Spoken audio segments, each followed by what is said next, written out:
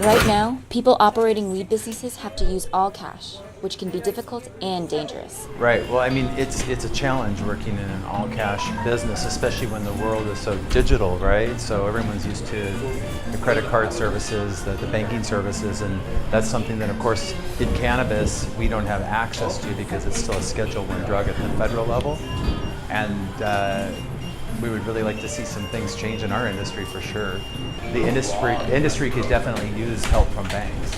And cannabis reform generally. But a new bill introduced by Democratic Representative Ed Perlmutter of Colorado would change all of that, giving the weed industry secure access to banks and banks access to them, potentially generating billions of dollars in taxes. I mean, Denver, at first, they had so much money they didn't even know what to do with. They sent taxpayers back a check at the end of the year. They sent everybody like $150. And they were just like, this is your pot money. The Secure and Fair Enforcement, or SAFE, Banking Act is currently being discussed in Congress.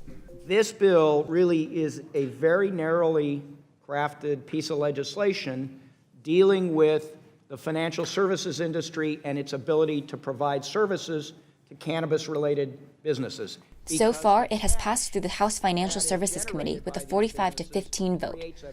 In this committee. For 6 years, I wanted to address this because this cash is our jurisdiction. The cash does create problems that have led to violent crimes, skimming, and fraud.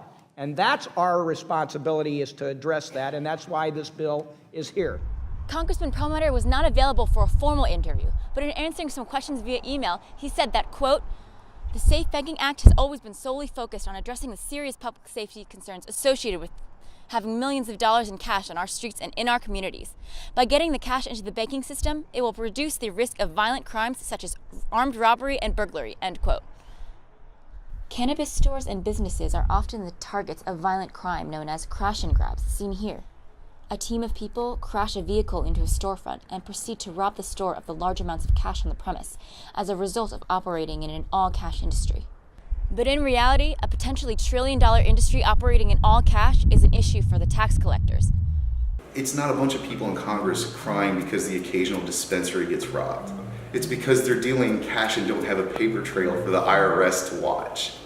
Some say that having large amounts of cash is a burden in more ways than one. We have people that at times will come in and they simply don't end up making a purchase because it is cash, even though we have ATM debit. Maybe for whatever reason we're planning on putting it on a credit card. But all by itself, the SAFE Act is going to be, that's what the industry needs. I actually read today that Canada, a couple of big Canada banks, including TD Bank, have said that they're not interested in working with the American cannabis industry until this is resolved. So you can't even bank in Canada, where it's federally legal. The Safe Banking Act is set to go to vote on the floor of the House in the next few months. Representative Perlmutter says that he's confident it will pass. From there, it will move to the Senate. Perlmutter remains hopeful that it will pass through the Senate and ultimately be signed into law by the president. Marijuana is as bipartisan an issue as you can get in 2019, and I'm not super confident that it's going to get through the Senate, but it's got as good a chance as anything does. Less cash in the registers and more money in the government. This is Mia Bell Salzano reporting for American University.